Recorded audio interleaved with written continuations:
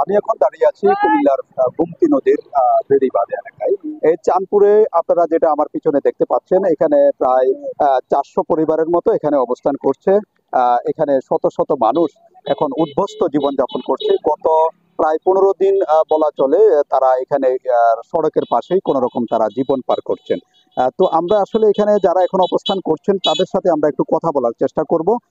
কুমিল্লা জেলা ছাত্র দলের সাধারণ সম্পাদক তুফাইল আহমেদ এখানে রয়েছেন। তো তার সাথে আমরা একটু কথা বলে জানার চেষ্টা করব যে এখানে কি পরিমাণ ক্ষয়ক্ষতি হয়েছে এবং আপনারা কি তাদের পাশে আসলে কিভাবে দাঁড়িয়েছেন। ধন্যবাদ জাগো নিউজকে। আসলে গুমতির পানি যখন বৃদ্ধি হওয়া শুরু করেছিল, ইন্ডিয়া বাঁধ যখন খুলে দেয় তখন খুব দ্রুত পানি বৃদ্ধি হওয়ার পর থেকেই এখানে বানবাসী যে মানুষগুলো ছিল তারা আসলে সকলে এই মালামাল সবাই ওইভাবে বের করতে পারেনি। আমরা ছাত্রদলের টিম করে, আমরা রেস্কিউ টিম করে যতটুকু সম্ভব উদ্ধার করে দিচ্ছি, তা শতভাগ উদ্ধার করতে পারিনি, কারণ 2 ঘন্টার মধ্যে পানি প্রায় 8 ফিটের উপরে উঠে গেছে আর কি।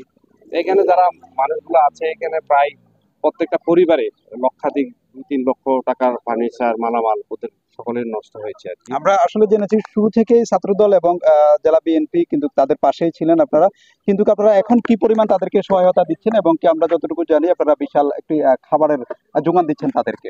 আমি যেহেতু এই বাস্তবিক সন্তান, এই এলাকার সন্তান, তো আমার একটা দায়িত্ব থাকে। সেই দায়িত্ব থেকে আমি এখানে 2 বেলা যে সাদা ভাতের খাবার যে আয়োজন করেছি, আমরা 11 দিন যাবৎ ধরে 2 বেলা ওদেরকে খাওয়াচ্ছি। শুরু থেকে শুকনা খাবার দিয়েছে, শুকনা খাবার খেতে খেতে তারাও একটু চাচ্ছে একটু নর্মাল খাবার আর কি। তখন থেকে তাদের চাহিদা অনুযায়ী আবার আমরা তখন সাদা ভাত, মুরগির মাংস, সাদা ভাত, মাছ, ডিম, আলু ভর্তা এইভাবে চালু করেছি আর কি। তো আমাদের এই আয়োজন করতে আমরা ব্যক্তিগতভাবে আমার পারিবারিক অর্থায়নে প্লাস আমার ছাত্র দলের সহযোদ্ধারা ছিল, তারা সব বন্ধু বান্ধব অর্থায়ন আমি এটা পরিচালনা করছি। প্রতিদিন আপনাদের কত টাকার যোগান দিতে হয়েছে? প্রতিদিন 26 থেকে 28 হাজার টাকা প্রতিদিন আমাদের লাগতো আর কি। আপনি শুনছিলেন যে এই কুমিল্লা চাঁদপুর এলাকা থেকে এখানে যারা স্থানীয় বাসিন্দা রয়েছেন গুমতির পাড়ে, তাদেরকে তারা সহায়তা করেছেন গত প্রায় 15 দিন যাবৎ ধরে। তো এখানে ক্ষতিগ্রস্ত বেশ কয়েকটি পরিবার রয়েছে আমার পাশে, আমরা তাদের সাথে কথা বলবো আসলে তারা এই বন্যা পরিস্থিতি কিভাবে তারা মোকাবেলা করেছেন এবং কতটুকু তাদের ক্ষয়ক্ষতি হয়েছে। কাছ থেকে জানতে চাই আসলে আপনার কি পরিমাণ ক্ষতি হয়েছে। ভাই, যখন 1-2 ঘন্টার ভিতরে পানি আরম্ভ হওয়া শুরু হয়ে গেছে না, তখন আমরা কিছুই বের করতে পারি নাই। আমার রুমে প্রায় না হলো 4-5 লাখ টাকার ফার্নিচারের মাল ছিল। আমার গায়ের কাপড় চোপড় ছাড়া, বাচ্চাদের গায়ের কাপড় চোপড় ছাড়া আর কিছু নিয়েই বের হতে পারি নাই। গরু ছাগল সবকিছুই ওখানে রয়ে গেছে।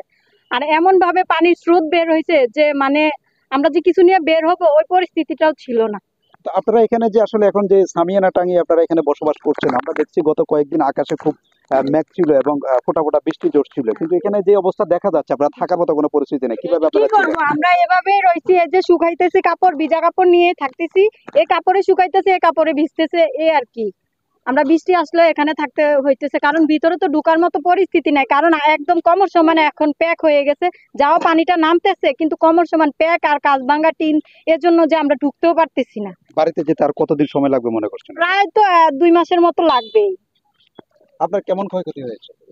আমারও তো এটা মনে ক্ষয়ক্ষতি হয়েছে, প্রায় 3-4 লাখ টাকার মতন ক্ষয়ক্ষতি হয়েছে। কিছুই কি বের করা যায় না? জি না, আমরা শুধু এক কাপড়ে বের হয়েছি বাচ্চাদের নিয়ে। পানিগুলি আসতে আসলে কতক্ষণ সময় লাগে? আপনারা কি পূর্ব প্রস্তুতি কোনো ছিল না? প্রায় 1 ঘন্টার মধ্যে পানি চলে আসছে। আগের থেকে জানানো ছিল না।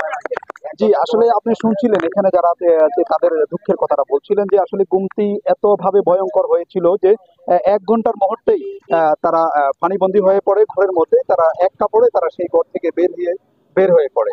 তো গুমতির চাঁদপুর এলাকা থেকে এ ছিল আমার কাছে সর্বশেষ। গুড লাক পেনের সফট অয়েল বেসড ইঙ্ক দেয় নিখুঁত লেখার আত্মবিশ্বাস। Good luck pen, make your lakh.